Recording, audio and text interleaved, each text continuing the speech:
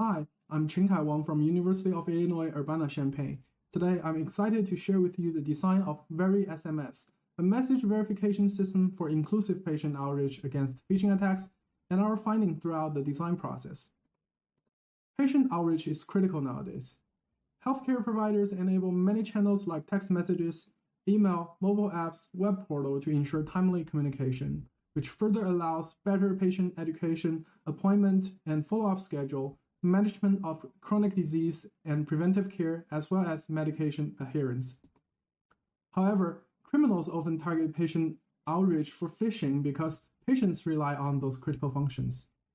According to fraud reports from Federal Trade Commission, in 2022, more than 68,000 cases of healthcare fraud occurred, with a total loss of over 17 million US dollars.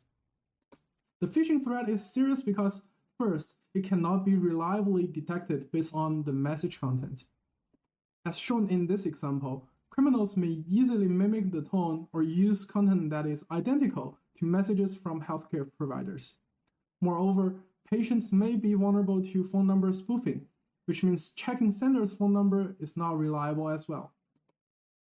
Of course, modern channels like mobile apps and web portals can utilize proven security features to secure patient outreach, but unfortunately, it may not be available to everyone, especially many of those have varied needs to patient outreach. Researchers found that in 2022, only 61% of older adults in the United States owns a smartphone. Also, patients with low socioeconomic status may not afford a capable device. Our colleague from OSF Healthcare brought up that SMS is the most inclusive channel to their patients, which is available to every cell phone, including basic feature phones. So, can we protect SMS from phishing for patient outreach? With some exploration, we came up with the key idea of VeriSMS, that is to make messages verifiable by receiving patients before they react. We start to look for options that enable users to verify each message received are actually from healthcare provider they use and do not solely rely on sender's phone number. Also, with such a system, patients should also eliminate the need to distinguish phishing messages based on its content, for example, wording or an URL embedded. Well, that can be easy. The most naive approach is to just embed a pre-shared secret code for all messages to a patient that is only known by the receiving patient. For example, this patient knows the correct secret word is Apple for them. The hospital now embeds Apple in every message sent to this patient. When the patient sees Apple in the message, it identifies the message as from the hospital, therefore trusts it and reacts to it. But what if the secret code is leaked or guessed by a criminal and use it in phishing messages? The patient who rely on the secret code may never realize until it's too late. What's worse, even if they find content is suspicious, they lack ways to double-check its authenticity. So, we reckon this approach is insecure. We need a better system. We then shaped the second approach named after one-time code. In this approach, each message now contains a pair of random code. One is message ID, the other is secret. This approach incorporates a voice agent system hosted on a trusted phone number. The number is printed on patient's physical hospital card, serving as a root of trust. By design, for a patient to verify if the message is from their hospital, all they need is to call the voice agent and enter message ID. Voice agent should read back user secret code on that message if it's an authentic message from the hospital. Again, let's look at the example. The random message ID is 13579 and the corresponding secret is 24680. Upon receiving the message, the patient calls the voice agent, enter 13579. The voice agent should read back 24680 to the patient so that patient can compare if that matches the text message they received. As they match, the patient can determine the message is verified and continue to react. This seems well thought for security. However, it is another story if user does not call. As a pair of codes are random for every message, themselves gives no heuristics to patients for verifying the message. Will user always call to verify the messages? Finally, we introduce our VeriSMS design, which takes the best part of the two naive approaches. For VeriSMS, we kept the message ID and voice agent from the one-time code design. The secret is now a word combination chosen by the user. The word combination will be fixed and appear in all messages unless user elect to change. In the example message, the word combination is chosen to be Apple Moon by the user. With this change, VeriSMS allows a balance between security and usability. The patient receiving messages do not have to call every time, yet still get a recognizable secret. When they believe the message is important or suspicious and want to double-check before react, they can always call the voice agent. Suppose patient receiving this message wants to thoroughly verify. They would call the voice agent and enter the message ID. Voice agent will confirm that message with ID 13579 was authentic patient outreach message and reply Apple Moon is the corresponding secret. Then the user may continue to trust the message and react. With working principle of VeriSMS explained, let's see if it may effectively mitigate the phishing threats. Assuming an attacker wants to send message to patient that passes VeriSMS in every way.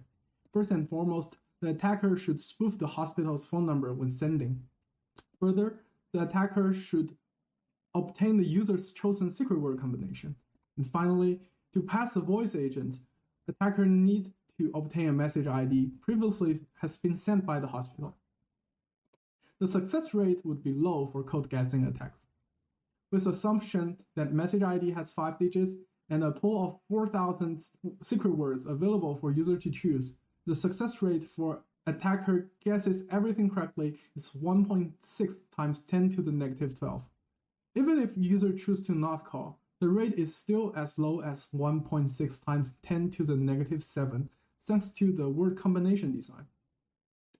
Another aspect we need to consider, though we believe it's hard, is that attacker may find a way to spoof user's phone number and call voice agent to extract secret words. However, the attacker would still need to guess a 5-digit message ID correctly in limited attempts.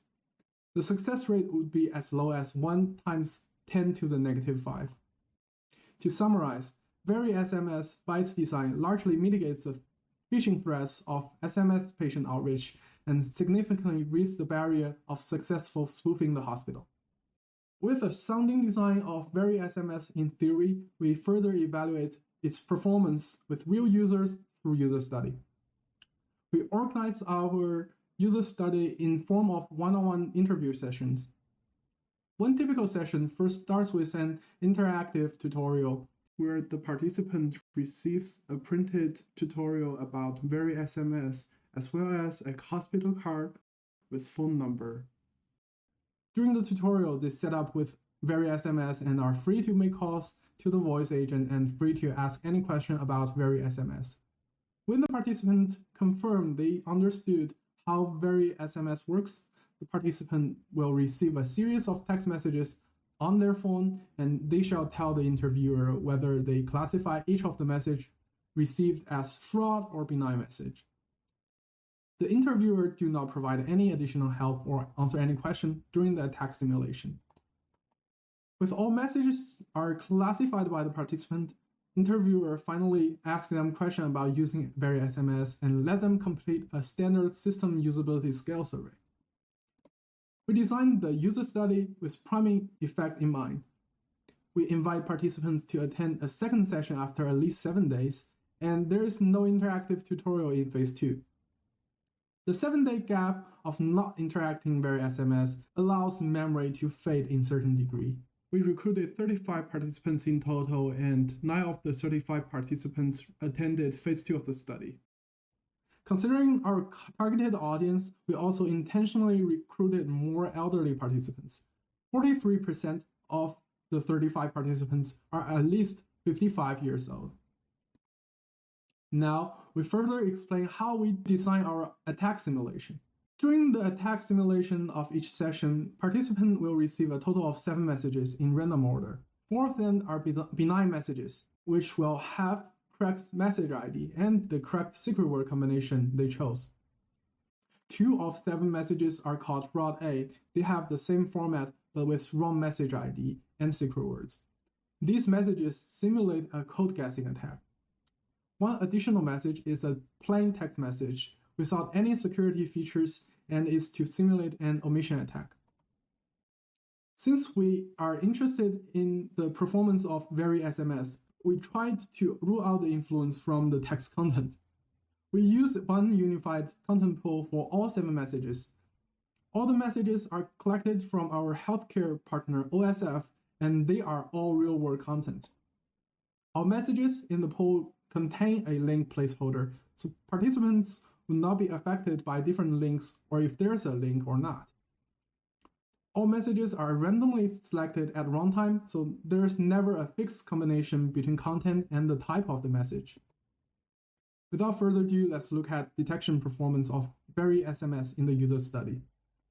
It is an encouraging result that all 35 participants, including all elderly participants, correctly identified every fraud message. It means they learned how to use VeriSMS for detection. For the benign messages, on the other hand, though not as perfect, we still have the majority of them correctly identified all benign message as benign. With the fully correct fraud detection performance during both phases together with the close 83 versus 77 benign detection performance, we observe here is no significant performance declination for phase 2. It is also worth noting that the elderly participants is only slightly underperformed comparing to the overall results, and this alleviates the concern that elderly participants may not interpret VeriSMS as well. And the result tells us they comprehend how VeriSMS works. We use standard system usability scale survey to measure the usability of VeriSMS. With a mean of 79.1, we conclude that based on the standard interpretation, VeriSMS have a good usability and is even close to excellent.